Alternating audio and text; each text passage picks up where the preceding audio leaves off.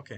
Okay. അപ്പൊ so നമുക്ക് അപ്പോൾ നമുക്ക് ക്ലാസ് എടുക്കാം. ഇന്നത്തെ ക്ലാസ് എടുക്കാം. ഇത് ഇന്നലെ നമ്മൾ ഇന്നലെ സോറി നമ്മൾ കഴിഞ്ഞ ആഴ്ച സോറി നമ്മൾ കഴിഞ്ഞ ആഴ്ച പറഞ്ഞത് നമ്മൾ പറഞ്ഞത് ഒരു ഇൻട്രൊഡക്ഷൻ എന്നുള്ള ഇൻട്രൊഡക്ഷൻ രീതിയിലായിരുന്നു. എന്നുള്ള വേൾഡ് രീതിയിലായിരുന്നു. ഹിസ്റ്ററി വേൾഡ് എങ്ങനെയാണ് ഹിസ്റ്ററി ഉണ്ടായത്, എങ്ങനെയാണ് ഉണ്ടായത്, എങ്ങനെയാണ് എങ്ങനെയാണ് നമ്മൾ ആഹ്, ആഹ്, എല്ലാ എല്ലാ രാജ്യങ്ങളും രാജ്യങ്ങളും മിഡീവിയൽ ഓർഡറിന്ന് മിഡീവിയൽ ഓർഡറിന്ന് പുതിയ പുതിയ മോഡേണിസത്തിലേക്ക് വന്നത് മോഡേണിസത്തിലേക്ക് എന്നുള്ളത് വന്നത് നമ്മൾ പഠിച്ചു. എന്നുള്ളത് നമ്മൾ പഠിച്ചു. അതിൽ അതിൽ ഏറ്റവും പ്രധാനപ്പെട്ട ഏറ്റവും റീസൺ പ്രധാനപ്പെട്ട റീസൺ എങ്ങനെയാണ് എങ്ങനെയാണ് രാജ്യങ്ങളൊക്കെ രാജ്യങ്ങളൊക്കെ പഴയ പഴയ ഓർഡറിൽ നിന്ന് ഓർഡറിൽ മിഡീവിയൽ നിന്ന് ഓർഡറിൽ നിന്ന് മിഡീവൽ ഓർഡറിൽ നിന്ന് പുതിയ പുതിയ മോഡേണിസത്തിലേക്ക് വരുന്നതെന്ന് വെച്ച് മോഡേണിസത്തിലേക്ക് കഴിഞ്ഞാൽ അതിന് വരുന്നതെന്ന് വെച്ച് കഴിഞ്ഞാൽ അതിന് റിനൈസൻസ് റിനൈസൻസ് എന്നുള്ളത് ഒരു എന്നുള്ളത് പ്രധാനപ്പെട്ട ഒരു ഘടകമാണ്. പ്രധാനപ്പെട്ട ഏതൊരു ഘടകമാണ്. രാജ്യത്തിന് ഏതൊരു രാജ്യത്തിന് റിനൈസൻസും റിനൈസൻസും എൻലൈറ്റ്മെന്റും ഉണ്ടോ എൻലൈറ്റ്മെന്റും ആ ഉണ്ടോ ആ രാജ്യമാണ് രാജ്യമാണ് പിന്നീട് പിന്നീട് മോഡേണിസത്തിലേക്ക് വരുന്നത്. മോഡേണിസത്തിലേക്ക് വരുന്നത്. അതല്ലാത്ത ഒരു അതല്ലാത്ത ഒരു രാജ്യത്തിനും അങ്ങനെ രാജ്യത്തിനും അങ്ങനെ എന്താ പറയാ, എന്താ പറയുക, നിങ്ങളൊരു പുതിയൊരു നിങ്ങൾ പുതിയൊരു വേൾഡ് ഓർഡറിലേക്ക് വേൾഡ് വരുന്നുണ്ടോ ഓർഡറിലേക്ക് അതിന് വരുന്നുണ്ടോ അതിന് എന്തായാലും ആ എന്തായാലും ആ രാജ്യത്തിന് രാജ്യത്തിന് റിനൈസൻസും റിനൈസൻസും എൻലൈറ്റ്മെന്റും എൻലൈറ്റ്മെന്റും സംഭവിച്ചിരിക്കണം. സംഭവിച്ചിരിക്കണം.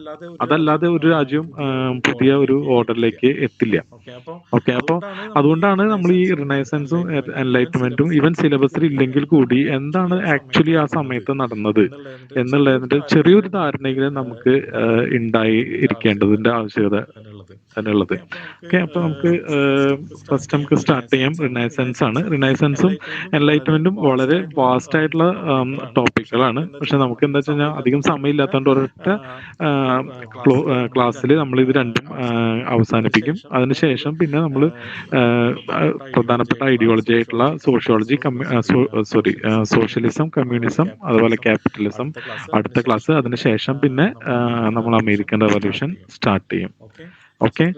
So okay. സോ റിനൈസൻസിന്റെ ഒരു റിനൈസൻസിന്റെ ഒരു ഡെഫിനേഷൻ ഡെഫിനേഷൻ ഇതാണ്. ഇതാണ്. Renaissance was a renaissance was a transformative period transformative in period European in history European history spanning റഫ്ലി from from 14th century 14th century to 17th to century. It 17th marked a century. It marked rebirth the of rebirth of classical learning classical and learning wisdom, and wisdom, drawing drawing inspiration from inspiration art, from art, literature, literature, philosophy, and philosophy, and of ancient Greece ancient and Rome. Greece and Rome.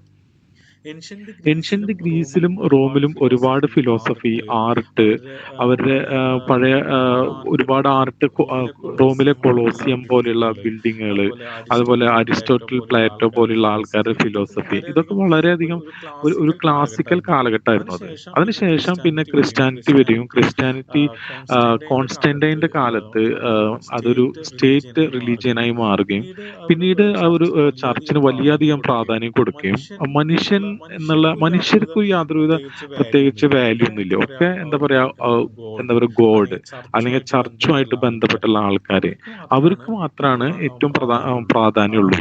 ആ ഒരു ആ ഒരു ഓർഡറിലേക്ക് മാറുകയും ഓർഡറിലേക്ക് ചെയ്തപ്പോൾ മാറുകയും എന്തുണ്ടായി ചെയ്തപ്പോൾ വെച്ചാൽ എന്തുണ്ടായി വെച്ചാൽ ഒരു ഇരുണ്ട ഒരു യുഗം ഇരുണ്ട യുഗം യൂറോപ്പിൽ സ്റ്റാർട്ട് ചെയ്തു. യൂറോപ്പിൽ സ്റ്റാർട്ട് ചെയ്തു. ഓക്കെ. ഈ ഓക്കെ. ഇരുണ്ട ഈ യുഗത്തിൽ ഇരുണ്ട നിന്ന് യുഗത്തിൽ അവസാനം നിന്ന് പിന്നെ അവസാനം അതിനാണ് പിന്നെ റീബർത്ത് എന്ന് അതിനാണ് പറഞ്ഞത്. റീബർത്ത് എന്ന് ഈ പറഞ്ഞത്. ഇരുണ്ട ആ ഈ യുഗത്തിന് ഇരുണ്ട ശേഷം യുഗത്തിന് ശേഷം അവർക്ക് തന്നെ അവർക്ക് തന്നെ മനസ്സിലായി കുറെ മനസ്സിലായി കുറെ പാസ്റ്റ് പാസ്റ്റ് ഗ്ലോറീസ് ഉണ്ട് അവർക്ക്. ഗ്ലോറീസ് ഉണ്ട് അവർക്ക്. ഗ്രീസിലായാലും ശരി, ഗ്രീസിലായാലും ശരി, റോമിലായാലും ശരി, റോമിലായാലും ശരി. ആ ഇങ്ങനെ ഒരു ആ മിഡീവൽ ഒരു ഓർഡറിൽ മിഡീവൽ ജീവിച്ചിരുന്ന ഓർഡറിൽ പോലെയല്ല ജീവിച്ചിരുന്ന പോലെയല്ല അവിടെ അവിടെ ജീവിച്ചിരുന്നത് എന്ന് ജീവിച്ചിരുന്നത് അവർക്ക് എന്ന് അവർക്കത് മനസ്സിലാവുകയും മനസ്സിലാവുകയും അത് അത് എങ്ങനെയാണ് എന്നുള്ളതിന്റെ എങ്ങനെയാണ് ഒരു എന്നുള്ളതിന്റെ ഒരു റീബർത്താണ് റീബർത്ത് പിന്നീട് ആണ് നടന്നത്. പിന്നീട് നടന്നത്. ഓക്കെ. ഓക്കെ. എന്താണ് എന്താണ് റീസൺസ്? ഞാൻ റീസൺസ്? ഞാൻ ഇന്നലെ കഴിഞ്ഞ അന്ന് ക്ലാസ്സിൽ കഴിഞ്ഞ ക്ലാസ്സിൽ പറഞ്ഞിട്ടുണ്ടായിരുന്നില്ലേ, ക്രൂസൈഡ് പറഞ്ഞിട്ടുണ്ടായിരുന്നില്ലേ, ക്രൂസൈഡ് നടന്നുകൊണ്ടിരിക്കുമ്പോൾ നടന്നുകൊണ്ടിരിക്കുമ്പോൾ ഈ ജെറുസലേം ഈ പിടിക്കാൻ ജെറുസലേം വേണ്ടിയിട്ട് പിടിക്കാൻ വേണ്ടിയിട്ട് ക്രിസ്ത്യൻ ക്രിസ്ത്യൻ യോദ്ധാക്കള് യോദ്ധാക്കള് അതുപോലെ തന്നെ പോവുകയും മുസ്ലിം അതുപോലെ തന്നെ യോദ്ധാക്കൾ മുസ്ലിം അവിടെ യോദ്ധാക്കൾ വരികയും അവിടെ വരികയും ജെറുസലേമിൽ വെച്ച് അല്ലെങ്കിൽ ജെറുസലേമിൽ ഒരു വെച്ച് അല്ലെങ്കിൽ മിഡിൽ ഒരു ഈസ്റ്റിൽ വെച്ച് മിഡിൽ ഈസ്റ്റിൽ ഒരുപാട് വെച്ച് ഒരുപാട് എന്താ പറയാ എന്താ പറയാ, കൈമാറ്റങ്ങൾ, വിവരത്തിന്റെ ഒരുപാട് കൈമാറ്റങ്ങൾ നടന്നു. ഒരുപാട് നടന്നു. ഈ ഇത്തരത്തിലുള്ള ഇത്തരത്തിലുള്ള കൈമാറ്റങ്ങൾ വിവരങ്ങളുടെ നടക്കുമ്പോഴാണ് യൂറോപ്പിന് മനസ്സിലായത് ഏഷ്യ എന്ന് പറഞ്ഞു കഴിഞ്ഞാൽ ഏഷ്യ എന്ന് വളരെയധികം പറഞ്ഞു കഴിഞ്ഞാൽ മുന്നോട്ട് വളരെയധികം പോയ ഒരു സ്ഥലമായിരുന്നു. മുന്നോട്ട് പോയ ഒരു അവിടെയുള്ള സ്ഥലമായിരുന്നു. അറിവ്, അവിടെയുള്ള അവിടെയുള്ള അറിവ്, അവിടെയുള്ള മറ്റ് മറ്റ് തരത്തിലുള്ള തരത്തിലുള്ള നോളജുകൾ, അത് നോളജുകൾ, അത് പതുക്കെ പതുക്കെ പതുക്കെ പതുക്കെ യൂറോപ്പിന് കിട്ടാൻ തുടങ്ങി. യൂറോപ്പിന് കിട്ടാൻ തുടങ്ങി. യൂറോപ്പില് യൂറോപ്പില് കുറെ കുറെ പുതിയ പുതിയ പുതിയ പുതിയ യൂണിവേഴ്സിറ്റികൾ തുടങ്ങി. യൂണിവേഴ്സിറ്റികൾ തുടങ്ങി. University of Bologna, university of Bologna, university of university of Oxford, Oxford, university of university Paris, of Leeds Paris, university, Leeds university, അങ്ങനെയുള്ള അങ്ങനെയുള്ള യൂണിവേഴ്സിറ്റികൾ തുടങ്ങി. യൂണിവേഴ്സിറ്റികൾ തുടങ്ങി. അവിടെ അവിടെ അറിവിന്റെ അറിവിന്റെ ഉൽപാദനങ്ങൾ നടക്കുകയും ചെയ്തു. ഉൽപാദനങ്ങൾ നടക്കുകയും ചെയ്തു. ഈ ഈ വലിയൊരു പ്രത്യേകത വലിയൊരു എന്താ വെച്ച് കഴിഞ്ഞാൽ പ്രത്യേകത എന്താ നമ്മുടെ വെച്ച് കഴിഞ്ഞാൽ നാട്ടിലെ നമ്മുടെ നാട്ടിലെ യൂണിവേഴ്സിറ്റികൾ യൂണിവേഴ്സിറ്റികൾ നളന്ദ, ഉണ്ടായിരുന്നു. നളന്ദ അല്ലെങ്കിൽ അല്ലെങ്കിൽ തക്ഷശില. തക്ഷശില. ഈ കുറച്ച് തക്ഷശില കുറച്ച് പഴയതാണ്. ഈ നളന്ദ പഴയതാണ്. ഈ നളന്ദ യൂണിവേഴ്സിറ്റിയുടെ യൂണിവേഴ്സിറ്റിയുടെ ഒക്കെ പ്രശ്നം എന്താ വെച്ചാൽ അതൊരു പ്രശ്നം എന്താ വെച്ചാൽ സെക്യുലർ അതൊരു യൂണിവേഴ്സിറ്റി സെക്യുലർ അല്ലായിരുന്നു. യൂണിവേഴ്സിറ്റി അല്ലായിരുന്നു. അവിടെയൊക്കെ അവിടെയൊക്കെ മതത്തിന് ഒരുപാട് മതത്തിന് ഹോൾഡ് ഒരുപാട് ഉണ്ടായിരുന്നു. ഹോൾഡ് ഉണ്ടായിരുന്നു. എന്നാൽ എന്നാൽ യൂറോപ്പിലുണ്ടായ യൂറോപ്പിലുണ്ടായ യൂണിവേഴ്സിറ്റികൾക്ക് യൂണിവേഴ്സിറ്റി അങ്ങനെ ഒരു അങ്ങനെ ഒരു മതങ്ങളുടെ ഹോൾഡ് അല്ല, മതങ്ങളുടെ ഹോൾഡ് സെക്യുലർ അല്ല, ഒരു ആയിട്ടുള്ള സെക്യുലർ ആയിട്ടുള്ള യൂണിവേഴ്സിറ്റികളായിരുന്നു ഉണ്ടായിരുന്നത്. യൂണിവേഴ്സിറ്റികളായിരുന്നു ഉണ്ടായിരുന്നത്. പിന്നെ ഓക്കെ. അടുത്തത് പിന്നെ കൊമേഴ്സ്യൽ അടുത്തത് കൊമേഴ്സ്യൽ പ്രോസ്പെരിറ്റി ആണ്. പ്രോസ്പെരിറ്റിയാണ്. ഇറ്റലിയിൽ ഒരുപാട് ഇറ്റലിയിൽ ഒരുപാട് മെർച്ചൻസ്, അവർക്ക് മെർച്ചൻസ്, അവിടെ അവർക്ക് ഒരുപാട് അവിടെ ഒരുപാട് തരത്തിലുള്ള ട്രേഡ് തരത്തിലുള്ള നടക്കുന്നു. ട്രേഡ് നടക്കുന്നു. അവിടെ ഒരുപാട് അവിടെ ഒരുപാട് എന്തുണ്ടാവുന്നു, മീൻസ് എന്തുണ്ടാവുന്നു, ഒരുപാട് മീൻസ് ഒരുപാട് എന്താ പറയുക, ഒരു സമ്പന്നമായിട്ടുള്ളൊരു ക്ലാസ് ഉണ്ടാവുകയും ആ ക്ലാസ് സമ്പന്നമായിട്ടുള്ള ഒരു എന്താ പറയുക, അവിടെ മെഡിസി ഫാമിലി പോലെയുള്ള ആൾക്കാർ, അവിടുത്തെ ആൾക്കാർക്ക് ഒരുപാട് പൈസ ഉണ്ടാവുകയും ആ പൈസ ഉള്ള ആൾക്കാരുടെ ക്യാരക്ടറിസ്റ്റിക് വേറെ ആവുകയും ചെയ്തു. ഓക്കെ, അവർക്ക് എന്താ വെച്ച് കഴിഞ്ഞാൽ ഒരുപാട് പൈസ ഉണ്ടെങ്കിൽ ഈ ചർച്ചിന്റെ സ്ട്രോങ് ഹോൾഡ് അവർ അംഗീകരിക്കില്ലല്ലോ, കാരണം അവർക്ക് ഒരുപാട് പൈസ ഉണ്ട്. അപ്പൊ ആ പൈസ ഉള്ള ആൾക്കാർക്ക് ഒരു സോഷ്യലി സ്റ്റാറ്റസ് ഇല്ല. പകരം ആർക്കാണ് സ്റ്റാറ്റസ് ഉള്ളത്?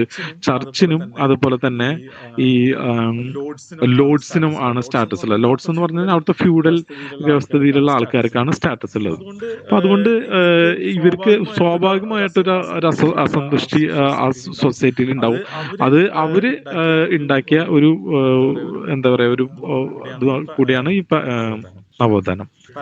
പാട്രോണൈസിങ് ആർട്ട് ആൻഡ് ലിറ്ററേച്ചർ, ഈ പറഞ്ഞ സമ്പന്നമായിട്ടുള്ള ഒരു ക്ലാസ് ആണ് ഈ ആർട്സിനും ലിറ്ററേച്ചറിനും കൂടിയിട്ടുള്ള മീൻസ് കൂടുതലായിട്ട് അവർ സംഭാവന നൽകിയത്. പിന്നെ പേപ്പർ ആൻഡ് പ്രിന്റിംഗ് പ്രസ്, ഇതൊക്കെ നിങ്ങൾക്ക് അറിയാലോ. അതുപോലെ തന്നെ ക്യാപ്ചർ ഓഫ് കോൺസ്റ്റാന്റിനോപ്പിൾ പിടിച്ചടക്കിയത് മീൻസ് ഈ ടർക്കിഷ് ആയിട്ടുള്ള ആൾക്കാർ, മുസ്ലിമുകൾ കോൺസ്റ്റാന്റിനോപ്പിൾ പിടിച്ചടക്കിയപ്പോൾ ആ ഭാഗത്തൂടെയുള്ള ട്രേഡ് കംപ്ലീറ്റ് ബ്ലോക്ക് ആക്കി. അതായത് ഇന്ത്യയിൽ നിന്ന് അതുപോലെ ചൈനയിൽ നിന്ന് ട്രേഡ് യൂറോപ്പിൽ നടന്നിരുന്നത് കോൺസ്റ്റാന്റിനോപ്പിൾ വഴിയാണ്. ആ വഴിയുള്ള ട്രേഡ് കംപ്ലീറ്റ് ബ്ലോക്ക് ആക്കിയപ്പോൾ സ്വാഭാവികമായിട്ടും യൂറോപ്പിന് വേറെ ഒരുപാട് എന്താ പറയാ, മറ്റുള്ള സമുദ്രത്തിലൂടെയുള്ള പാതകൾ കണ്ടുപിടിക്കേണ്ടതായിട്ട് വന്നു. ഇത് വേറെ കൂടുതലായിട്ടുള്ള നോളജുകൾക്ക് കാരണമായി.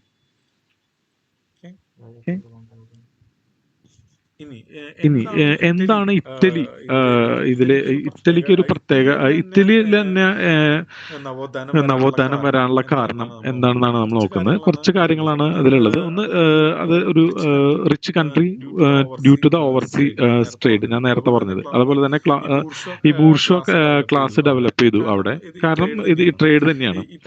ഈ പറഞ്ഞ മെഡീസി ഫാമിലി പോലെയുള്ള വലിയ വലിയ റിച്ച് ഫാമിലീസ് അവരെന്ത് ചെയ്തു, ആർട്ട് ആൻഡ് കൾച്ചറിൽ ഒരുപാട് പൈസ ഇൻവെസ്റ്റ് ചെയ്തു. ഉദാഹരണത്തിന് പറയുകയാണെങ്കിൽ ഈ ചില ഫാമിലികൾ 10,000 പുസ്തകങ്ങൾ ഗ്രീക്കിനും റോമനും അറബിക്കിലും ഒക്കെ എഴുതിയിട്ടുള്ള പുസ്തകങ്ങൾ ഇവരെന്ത് ചെയ്തെന്ന് വെച്ച് കഴിഞ്ഞാൽ ഈ ഇറ്റലി അവരുടെ ലോക്കൽ ലാംഗ്വേജിലേക്ക് ട്രാൻസ്ഫർ ചെയ്തു.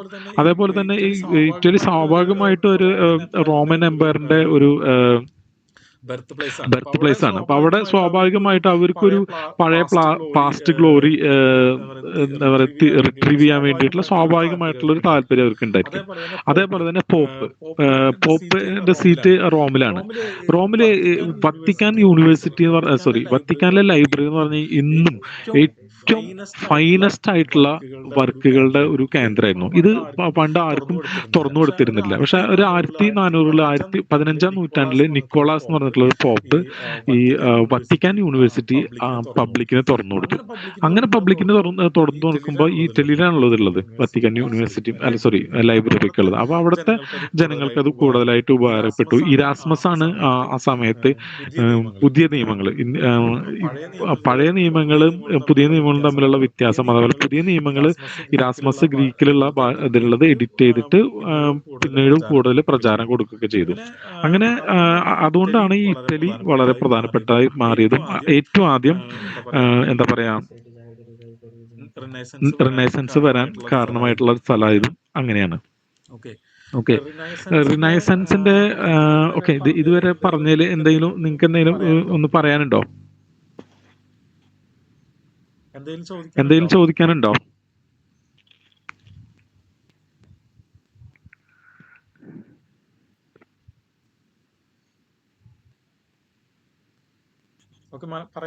പറയുന്നത് കറക്റ്റ് ആവുന്നുണ്ടോ? മനസ്സിലാവുന്നുണ്ടോ നിങ്ങൾക്ക്?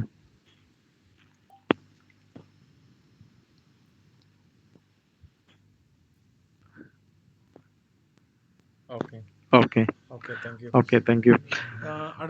അടുത്തത് പ്രധാനപ്പെട്ടത് ക്യാരക്ടറിസ്റ്റിക്സ് ഓഫ് റിനൈസൻസ്, ഈ എംപിരിസിസം.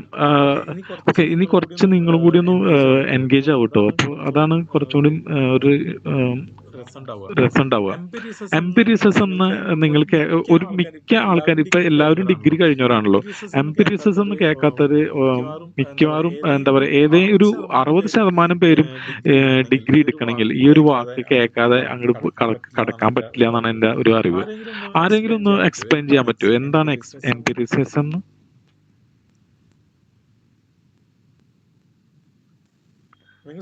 നിങ്ങൾ സംസാരിക്കുന്നതുകൊണ്ട് ഒരു കുഴപ്പമില്ല കേട്ടോ. കാരണം എന്താണെന്നറിയോ, നിങ്ങൾ കൂടി സംസാരിക്കണം, എന്നാലേ അത് ഒരു കറക്റ്റ് ആയിട്ട് ഒരു ക്ലാസ് ആയി മാറുള്ളൂ എന്നാണ് എൻ്റെ ഒരു അഭിപ്രായം.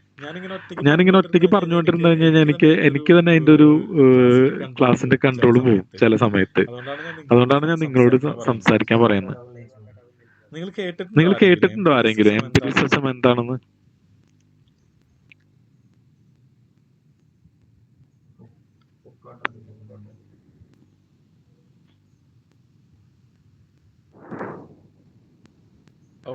ഓക്കെ. എംപതിസിസം എന്ന് പറഞ്ഞു കഴിഞ്ഞാൽ നമ്മള് രണ്ട് തരത്തില് ഈ യൂറോപ്പില് ഈ പറഞ്ഞ നവോത്ഥാനത്തിന്റെ കാലത്ത് രണ്ട് തരത്തിലുള്ള നോളജ് എന്താ പറയാ നോളജിന് രണ്ട് തരത്തിലുള്ള നോളജുകളുണ്ട്. ഒന്ന് അപ്രയോറി നോളജും അപ്പോസ്റ്റിയോറി നോളജും. അതായത് അപ്രയോറി നോളജ് എന്ന് പറഞ്ഞു കഴിഞ്ഞാൽ അത് അവരൊരു കൺസെപ്റ്റ് എന്താണെന്ന് വെച്ച് കഴിഞ്ഞാൽ നമുക്ക് നോളജ് എന്ന് പറയുന്നത് പുറത്തുനിന്ന് കിട്ടേണ്ട കാര്യമില്ല. മനസ്സിലായി? നമുക്കൊരു നോളജും പുറത്തുനിന്ന് കിട്ടേണ്ട. മനുഷ്യൻ എന്ന് പറഞ്ഞു കഴിഞ്ഞാൽ മനുഷ്യന്റെ ആത്മാവില് എല്ലാ നോളജും ഉണ്ട്. ഓക്കെ, ആ നോളജുകളൊന്നും പുറത്തുനിന്ന് കിട്ടേണ്ട യാതൊരു ആവശ്യമില്ല. പക്ഷെ എന്താണ് നമുക്ക് എന്നിട്ട് എല്ലാവരും എന്താണ് അത്രയധികം നോളജ് ഇല്ലാത്ത ആളായി മാറുന്നത് വെച്ച് കഴിഞ്ഞാൽ നമ്മുടെ ഇന്ദ്രിയങ്ങള് വലിയ തടസ്സമായി മാറുകയാണ്.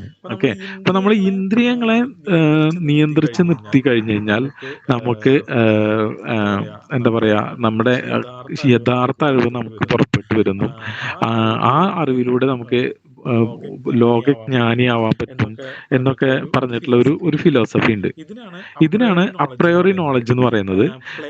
പ്ലേറ്റോ മുതൽ ഒരുപാട് ആൾക്കാർ ഇതിന്റെ ഉപജ്ഞാതാക്കളായിരുന്നു. ഉദാഹരണത്തിന് റെനെ ദെക്കാർത്തെ നിങ്ങൾ കേട്ടിട്ടുണ്ടായിരിക്കും. I think therefore I am എന്നുള്ളൊരു വളരെ പ്രധാനപ്പെട്ട ഒരു വാക്ക് നിങ്ങൾ കേട്ടിട്ടുണ്ടായിരിക്കും അല്ലെ? ഞാൻ ചിന്തിക്കുന്നു അതുകൊണ്ട് ഞാനുണ്ട് എന്നുള്ളത്. ഈ റെനെ ദെക്കാർത്തയാണ് മോഡേണിസത്തിന്റെ പിതാവ് എന്ന് പറയുന്നത്. ഓക്കെ, ആള് നിസ്സാരക്കാരനല്ല. മോഡേണിസത്തിന്റെ പിതാവ് എന്ന് പറയുന്ന ആളാണ് ഈ റെനെ ദെക്കാർത്തെ. റെനെ ദെക്കാർത്തയുടെ കാർട്ടീഷ്യൻ ജിയോമെട്രി ഒക്കെ വളരെ ഫേമസ് ആണ്. പലരും ക്ലാസ്സുകളിലൊക്കെ പഠിച്ചിട്ടുണ്ടായിരിക്കും. അപ്പൊ ഈ I think therefore I am എന്ന് പറയുന്നത് എന്താണെന്ന് വെച്ച് കഴിഞ്ഞാൽ, ഇപ്പോ ജസ്റ്റ് ഒരു നിങ്ങൾക്ക് മനസ്സിലാവാൻ വേണ്ടിയിട്ട് പറയാൻ കേട്ടോ, ജസ്റ്റ് ഒന്ന് മനസ്സിലാക്കി വെച്ചാൽ മതി. ഇതൊന്നും അത്ര വലിയ നിങ്ങളുടെ ഒരു ഭാഗമല്ല. പക്ഷെ എവിടെയെങ്കിലുമൊക്കെ ഇതൊക്കെ കേൾക്കുമ്പോൾ നിങ്ങൾ ഇതിന് കൂടുതൽ പഠിച്ച് മനസ്സിലാക്കാൻ വേണ്ടിയിട്ട് പറയുന്നതാണ്. തന്നെ വെക്കാത്ത ഇങ്ങനെ ആലോചിക്കാൻ. ഓക്കെ, ശരിക്കും ഞാൻ എന്ന് പറഞ്ഞു കഴിഞ്ഞാൽ ആരാണ്? ഓക്കെ, ഞാൻ എന്ന് പറഞ്ഞ എൻറ്റിറ്റി ആരാണ്? നമ്മുടെ ശരീരമാണോ നമ്മുടെ എൻറ്റിറ്റി, അതോ വേറെ എന്തെങ്കിലും ആണോ? നമ്മുടെ മനസ്സാണോ? നമ്മുടെ ആത്മാവാണോ? നമ്മുടെ എൻറ്റിറ്റി എന്ന് ആള് ചിന്തിക്കാണ്. അപ്പോൾ ആള് അത് മനസ്സിലാക്കാൻ ഉപയോഗിക്കുന്ന ഒരു ടെക്നോളജി എന്ന് പറഞ്ഞു കഴിഞ്ഞാൽ മെത്തേഡ് ഓഫ് ഡൗട്ട്സിലാണ് ഇത് ഇദ്ദേഹം ചിന്തിക്കുന്നത്. ഓക്കെ, മെത്തേഡ് ഓഫ് ഡൗട്ട്സ് എന്ന് പറഞ്ഞു കഴിഞ്ഞാൽ, ഓക്കെ, ഇപ്പൊ ഞാൻ എന്റെ ശരീരം എന്ന് പറയുന്നത് അല്ലെങ്കിൽ ഞാൻ ഈ കാണുന്ന ലോകം എന്ന് പറഞ്ഞത് ചിലപ്പോൾ ഒരു സ്വപ്നത്തിലാണെങ്കിൽ ഞാൻ ഡൗട്ട് ചെയ്യാൻ, ഞാൻ ശരിക്കും സംശയിക്കണം, ഞാനൊരു സ്വപ്നത്തിലായിരിക്കണം, എന്നെ ഒരു എന്താ പറയാ സാത്താൻ വന്ന് എന്റെ മനസ്സിൽ ഇങ്ങനെ എന്താ പറയാ ഒരു സ്വപ്നം എനിക്ക് കാണിക്കാണ്, അതല്ലാതെ ഇത് യാഥാർത്ഥ്യത്തിലല്ല എന്നുണ്ടെങ്കിലോ വിചാരിക്കണം. അപ്പൊ ആള് ഈ ലോകം ഒഴിവാക്കാണ്. ഓക്കെ, ഈ ലോകം യാഥാർത്ഥ്യമാവാൻ സാധ്യതയില്ല. അതേപോലെ നമ്മുടെ ശരീരം ചിലപ്പോ ഇതുപോലെ നമുക്ക് തോന്നുന്നതാണെങ്കിലോ, അതായത് ഇതുപോലെ ഏതെങ്കിലും ഇവിൽ ഇത് ഹലോ ഒരു മിനിറ്റ്, മെസ്സേജ് അയക്കുന്നത്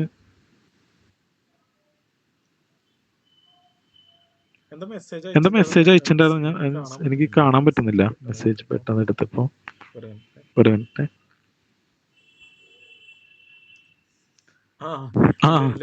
ലെന പറഞ്ഞതുമായിട്ട് ഏകദേശം ബന്ധപ്പെട്ടുള്ള പോലെയാണ് ഇത് എടുക്കുന്നത്. ആക്ച്വലി ഇത് മോഡേണിസത്തിന്റെ പുതിയ തിയറി, അപ്രയോറി നോളജ് എന്ന് പറഞ്ഞൊരു സാധനമാണ്.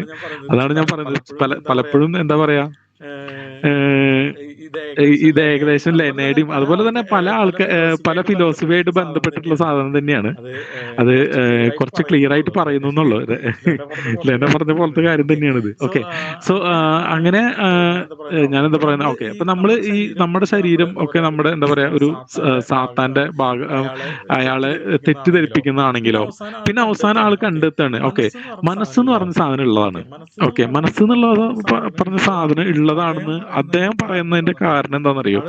ആള് പറയുന്ന കാരണം എന്താ വെച്ച് കഴിഞ്ഞാൽ ഞാനിങ്ങനെ ഓരോന്നും ഡൗട്ട് ചെയ്തുകൊണ്ടിരിക്കണ്ടല്ലോ. മീൻസ് ഓക്കെ, ഈ ലോകത്തിൽ ഇങ്ങനെയൊക്കെ സാത്താൻ ചെയ്ത് ഇങ്ങനെ എന്താ പറയാ കാണിക്കുന്നതായിരിക്കണമെങ്കിലോ, ഇതൊരു സ്വപ്നമാണെങ്കിലോ, ഇതിങ്ങനെ ഡൗട്ട് ചെയ്യുന്നുണ്ടല്ലോ. അപ്പൊ മനസ്സില്ലെങ്കിൽ ആരായിരിക്കും ഡൗട്ട് ചെയ്യാൻ?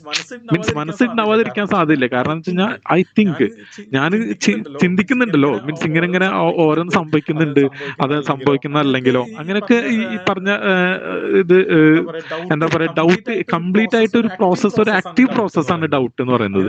അങ്ങനെ ഒരു ആക്റ്റീവ് പ്രോസസ്സ് നടക്കണമെങ്കിൽ നമുക്ക് മനസ്സുണ്ടാവണമല്ലോ. അതുകൊണ്ടാണ് ആൾ പറയുന്നത് എന്റെ മനസ്സാണ് ഞാൻ എന്നുള്ളത് പറയുന്നത്. I think therefore I am. Okay, ഇത് ഇതൊരു അപ്രയോറി നോളജിന്റെ ഒരു ഭാഗമാണ്. ഇതാണ് റാഷണാലിറ്റി. റാഷണലിസം ഇങ്ങനെയാണ് വരുന്നത്. അതായത് നമ്മൾ യുക്തി കൊണ്ട് മാത്രം ചിന്തിച്ചുകൊണ്ട് നമ്മളിങ്ങനെ ഓരോ കാര്യങ്ങളെയും തരംതിരിക്കും. അതായത് ഇപ്പൊ ഒരു നെക്സ്റ്റ് മെത്തേഡ് റിനെ ദെക്കാർത്തയുടെ ഗുഡ് ആപ്പിളും റോട്ടൺ ആപ്പിളും തിരിച്ചറിയാൻ വേണ്ടി ഒരു ബോക്സിൽ അതിൽ ഗുഡ് ആപ്പിൾ ഏതാണ് റോട്ടൺ ആപ്പിൾ ഏതാണ് നമുക്ക് എന്താ പറയാ അത് ഒരു ഒറ്റ ബോക്സിൽ നമുക്ക് ചോദിച്ചു കഴിഞ്ഞാൽ ഇത് നല്ലതാണോ ചീത്തയാണോ എന്ന് അറിയില്ല. കാരണം അത് രണ്ടും ഉണ്ടായിരിക്കും അല്ലെ. അപ്പൊ എന്ത് ചെയ്യേണ്ടത് വെച്ചാൽ ആ കൊട്ട മുഴുവൻ ഇട്ടിട്ട് അതിൽ ഏറ്റവും നല്ലത് മാത്രം ഓരോന്നോരോന്ന് പിക്ക് ചെയ്യാം. എന്നിട്ട് അത് നല്ലതാണോ ചീത്തയാണോ നോക്കുക, എന്നിട്ട് ഒരു കൊട്ടയിലേക്ക് വയ്ക്കാം. അപ്പൊ എന്ത് കിട്ടും നിങ്ങൾക്ക്? ഗുഡ് ആപ്പിൾ മാത്രമായിട്ട് കിട്ടും. ഓക്കെ, സോ ഇങ്ങനെ ഭയങ്കര എന്താ പറയുക നമ്മുടെ ബുദ്ധി മാത്രം ഉപയോഗിച്ചുകൊണ്ട് നമ്മൾ നോളജ് ജനറേറ്റ് ചെയ്യുന്നതിനാണ് പറയുക റാഷണലിസം. ഓക്കെ, ഇത് മനസ്സിലായല്ലോ? റാഷണലിസം എന്താണെന്ന് മനസ്സിലായല്ലോ? ഇത് മനസ്സിലാക്കാൻ വേണ്ടിയിട്ടാണ് ഞാൻ ഇത്രയൊക്കെ പറഞ്ഞത്. റാഷണലിസം എന്ന് പറഞ്ഞാൽ നമ്മുടെ ബുദ്ധി മതി, നമുക്ക് വേറെ ഒന്നിന്റെ ആവശ്യമില്ല. അതല്ലാതെ തന്നെ നമുക്ക് എല്ലാ അറിവും നമുക്ക് കിട്ടും. അതിനാണ് അപ്രയോറി നോളജ് എന്ന് പറയുന്നത്. ഓക്കെ, ഇതാണ് റാഷണലിസം. ഇനി ഇതിന് നേരെ ഓപ്പോസിറ്റ് ആണ് ഈ പറഞ്ഞ എംപിരിസിസം. ഓക്കെ, ഈ എംപിരിസിസത്തിൽ പറയുന്നത് ഇങ്ങനൊരു സംഭവമേ ഇല്ല. ഓക്കെ, അങ്ങനെ നമ്മുടെ തലയ്ക്കകത്ത് എല്ലാതും ഉണ്ട് എന്നുള്ളൊരു സെറ്റപ്പ് ഇല്ല. ഓക്കെ, ജോൺ ലോക്കിന്റെ വളരെ പ്രധാനപ്പെട്ട ഒരു കോട്ട് ഉണ്ട്. Human mind is A Tabula Raza. Tabula Raza എന്ന് പറഞ്ഞാൽ ഒഴിഞ്ഞ സ്ലേറ്റ് ആണ് ഹ്യൂമൻ മൈൻഡ് എന്ന് പറയുന്നതാണ് ഇത്. ജോൺ ലോക്ക് എംപിരിസിസത്തിന്റെയും റെനെ ദെക്കാർത്തെ റാഷണലിസത്തിന്റെയും വാക്താക്കളാണ്. ഓക്കെ, സോ എംപിരിസിസത്തിൽ എങ്ങനെയാ വെച്ച് കഴിഞ്ഞാൽ അവർ പറയുന്ന ഒരു കാര്യം, ഇപ്പൊ നിങ്ങളൊരു കുതിരേനെ കണ്ടു, ഓക്കെ, നിങ്ങളൊരു കൊമ്പുള്ള ജീവിനെ കണ്ടു. ഓക്കെ, ഇങ്ങനെ നിങ്ങൾ രണ്ട് സാധനത്തിനെ കണ്ടു കഴിഞ്ഞാൽ നിങ്ങൾക്കൊരു യൂണിക്കോൺ എന്ന് പറഞ്ഞിട്ടുള്ള ഒരു ജീവിനെ ഉണ്ടാക്കാൻ എളുപ്പമാണ്. യൂണിക്കോൺ എന്ന് പറഞ്ഞ ജീവി എങ്ങനെ ഉണ്ടാക്കുന്നത്? ശരിക്കും ആക്ച്വലി യൂണിക്കോൺ എന്ന് പറഞ്ഞ ജീവി എന്താണ്? ഒരു കുതിരയും പിന്നെ അതിനൊരു കൊമ്പും ഉള്ളതല്ലേ യൂണിക്കോൺ. അങ്ങനെ ഒരു കുതിരേനെ നിങ്ങൾ ജീവിതത്തിൽ ഒരു തവണ പോലും ഒരു കുതിരേനെ കാണാതിരിക്കുകയും നിങ്ങൾ ഒരു തവണ പോലും ഈ ഒരു കൊമ്പ് കാണാതിരിക്കുകയും ചെയ്യുമ്പോൾ നിങ്ങൾക്ക് ഈ എങ്ങനെ ഒരു യൂണിക്കോൺ എന്ന് പറഞ്ഞിട്ടുള്ള ഒരു സാധനത്തിന് ഉണ്ടാക്കാൻ പറ്റില്ല. അതിന് കാരണം എന്താ? നിങ്ങളുടെ പാസ്റ്റ് എക്സ്പീരിയൻസിൽ നിന്ന് നിങ്ങൾക്ക് മനസ്സിലായിട്ടുള്ള കാര്യങ്ങളാണ് നിങ്ങൾ നോളജ് ആയിട്ട് ഉപയോഗിക്കുന്നത്. ഓക്കെ, അപ്പൊ ഈ റോജർ ബേക്കൺ ആണ് ഈ പറഞ്ഞ എംപിരിസിസത്തിന്റെ ഫ്രണ്ട് റണ്ണർ. ആള് പറയുന്നത് എന്താ വെച്ച് കഴിഞ്ഞാൽ നമ്മൾ ഓരോന്നിനും പരീക്ഷണങ്ങളും നിരീക്ഷണങ്ങളും ചെയ്ത് നമ്മൾ കാര്യങ്ങൾ മനസ്സിലാക്കിയെടുത്ത് അതിനെ പ്രോസസ്സ് ചെയ്ത് അറിവുണ്ടാക്കുക. അതാണ് അപ്പോസ്റ്റീരിയറി നോളജ്. അതായത് ഫസ്റ്റ് നമ്മളെ എക്സ്പീരിയൻസ്, അതിനുശേഷം നോളജ്.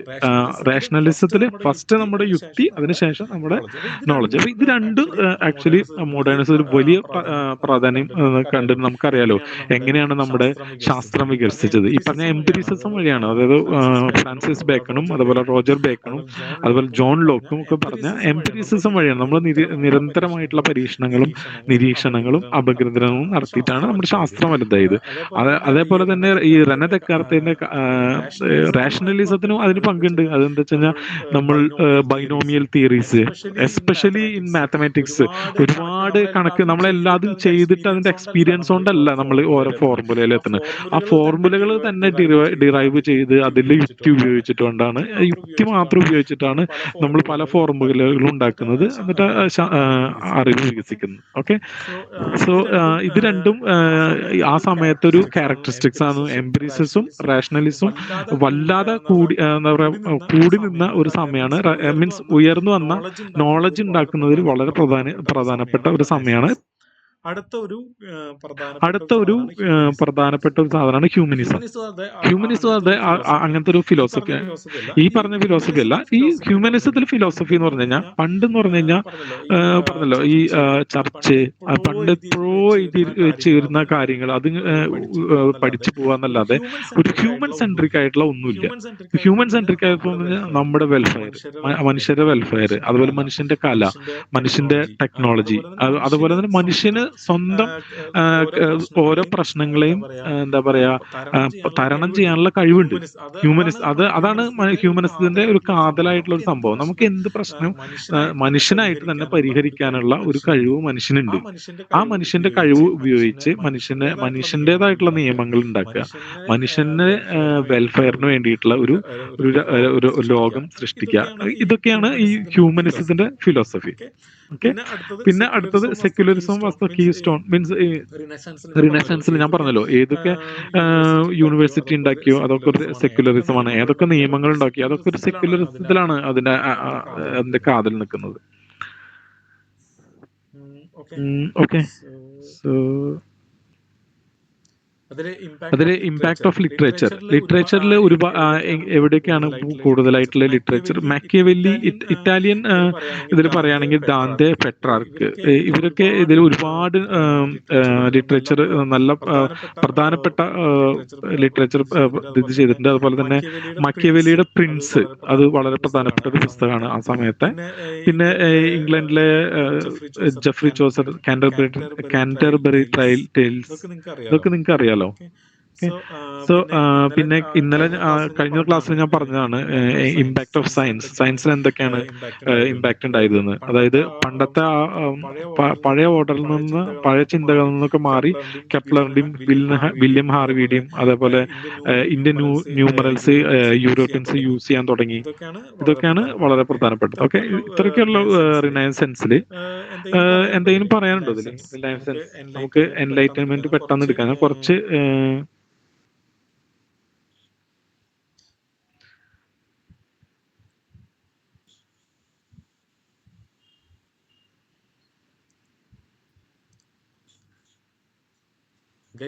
ഗൈസ് എന്തെങ്കിലും റിനൈസൻസിനെ കുറിച്ച് ചോദിക്കാനുണ്ടോ? അത് നിങ്ങൾക്ക് എന്തെങ്കിലും ആഡ് ചെയ്യാനുണ്ടോ? ഞാൻ പറഞ്ഞത് ഒന്ന് എന്തെങ്കിലും വേറെ എന്തെങ്കിലും നിങ്ങൾക്ക് പറയാനുണ്ടോ? ഒരു 4-5 മിനിറ്റ് നമുക്ക് ഇതിനു വേണ്ടി യൂസ് ചെയ്യാം. റിനൈസൻസിന്റെ പ്രാധാന്യം, അല്ലെങ്കിൽ നമ്മൾ വേൾഡ് ഹിസ്റ്ററി ആയിട്ട് പഠിക്കുമ്പോൾ അല്ലെങ്കിൽ ഏതൊരു ഹിസ്റ്ററി പഠിക്കുമ്പോൾ റിനൈസൻസ് എന്താണ്, അതിൽ മിക്കവാറും ഞാനും ചിലപ്പോൾ കുറച്ച് ഇമ്പോർട്ടൻറ്റ് പോയിന്റ്സ് ഞാൻ വിട്ടുപോയിട്ടുണ്ട് എന്ന് തോന്നുന്നുണ്ടെങ്കിൽ നിങ്ങൾക്ക് അൺമ്യൂട്ട് ചെയ്തിട്ട് സംസാരിക്കാവുന്നതാണ് 4-5 മിനിറ്റ്.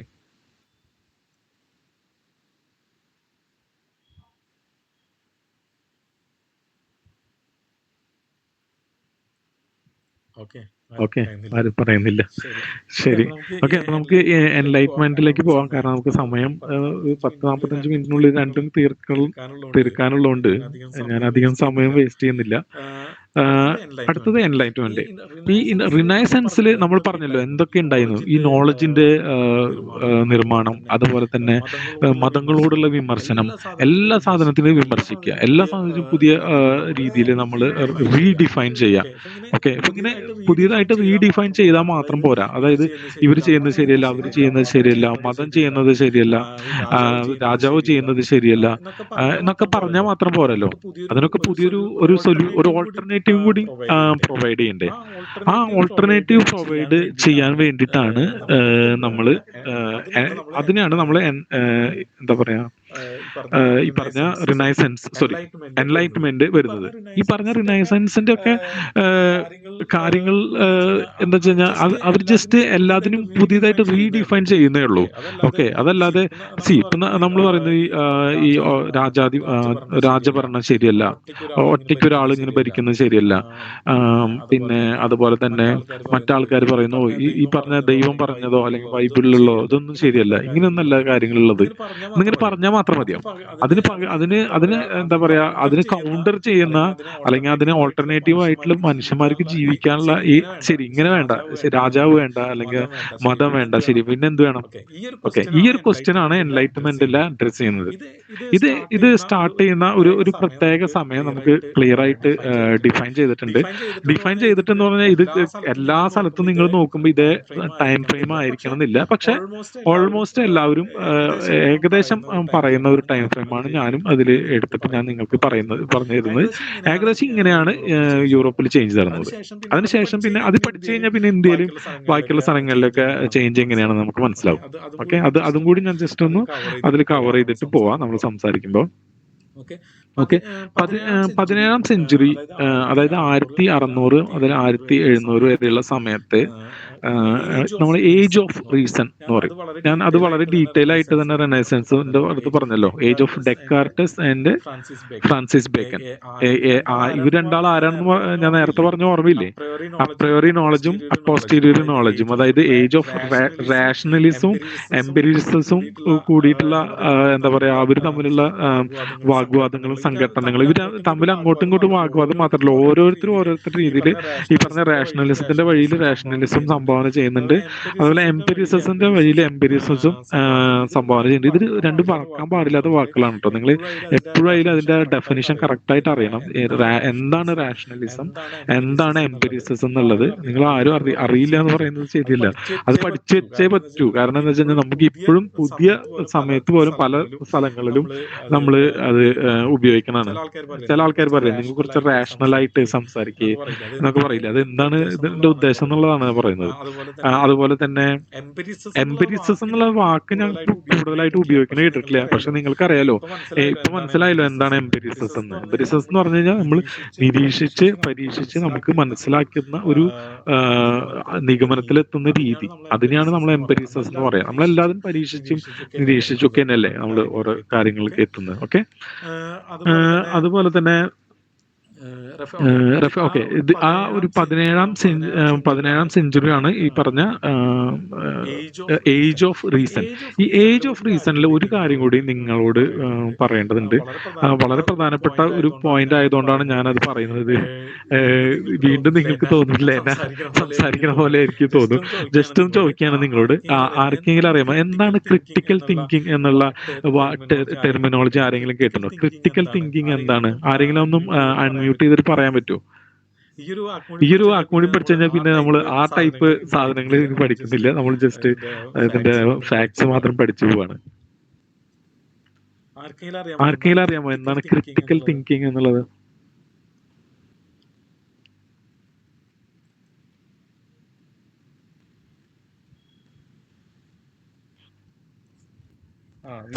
വിമർശനാത്മക ചിന്തകൾ. അതന്നെ, അത് മലയാളത്തിലേക്ക് ആക്കാനല്ല ഞാൻ പറഞ്ഞത്. അത് എന്താണ് ആക്ച്വലി അതിന്റെ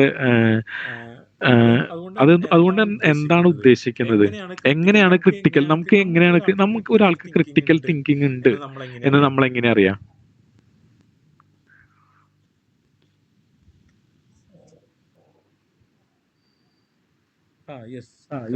കറക്റ്റ് ആണ്. ഓൾറെഡി ഉള്ള ഒരു തോട്ടിൽ നിന്ന് പുതിയൊരു തോട്ടുകൾ ഉണ്ടാവുന്ന തന്നെയാണ് ക്രിട്ടിക്കൽ തിങ്കിങ്. പൊളിറ്റീഷ്യൻ പോലെയാണോ?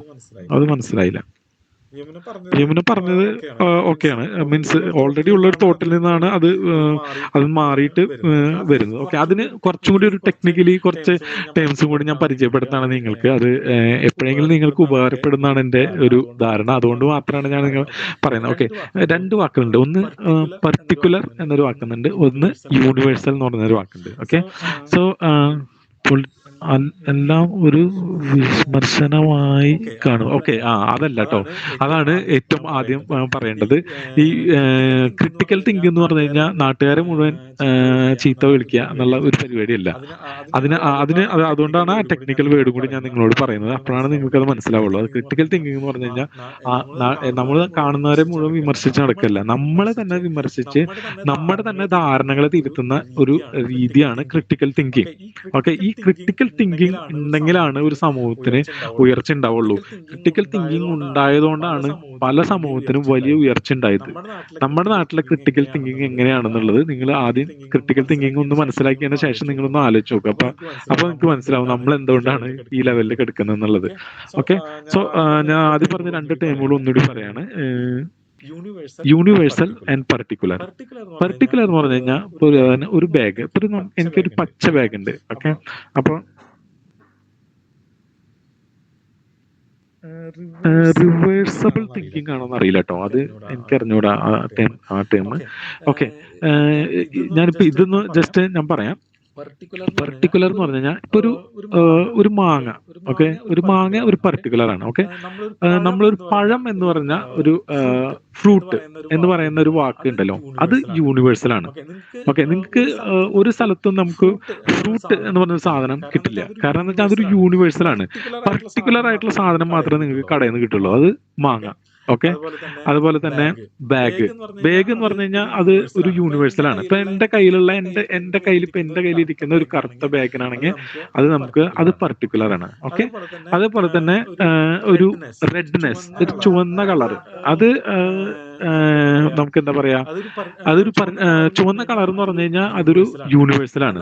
എന്നാൽ ചുവന്ന ആപ്പിൾ എന്ന് പറഞ്ഞു കഴിഞ്ഞാലോ അത് പർട്ടിക്കുലർ ആണ്. ഓക്കെ, ഇങ്ങനെ കുറെ പർട്ടിക്കുലർ എന്നാണ് നമ്മൾ ഒരു യൂണിവേഴ്സൽ ആയിട്ടുള്ള ഒരു തിയറി ഉണ്ടാക്കുന്നത്. ഓക്കെ, സോ ഇത് പല ഒരു ഉദാഹരണം നമ്മുടെ ഒരു എല്ലാവർക്കും മനസ്സിലാവുന്ന ഒരു ഉദാഹരണം പറയുകയാണെന്ന് വെച്ചെങ്കിൽ, ദി കിങ്ങില് നമ്മുടെ എന്താ പറയാ, മമ്മൂട്ടി വാണിജ്യനാഥനെ കുറെ ചീത്ത വിളിക്കുമ്പോ പറയില്ലേ, ഇത് നീ കാണുന്ന ഇന്ത്യ അല്ല യഥാർത്ഥ ഇന്ത്യ എന്ന് പറഞ്ഞിട്ട് കുറെ ഇന്ത്യനെ കുറിച്ച് മമ്മൂട്ടി പറയുന്നുണ്ട്.